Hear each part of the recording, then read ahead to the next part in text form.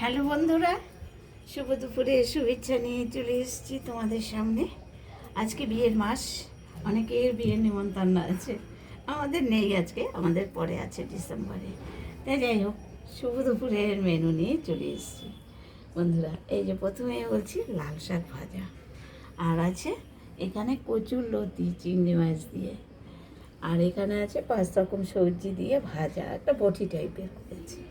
আর এখানে আছে পোয়া ভোলা কাঁচা টমেটো দিয়ে ধনে পাতা দিয়ে ঝাল করেছি, আর শসা আর নুন। এই হচ্ছে আজকের মেনু বন্ধুরা।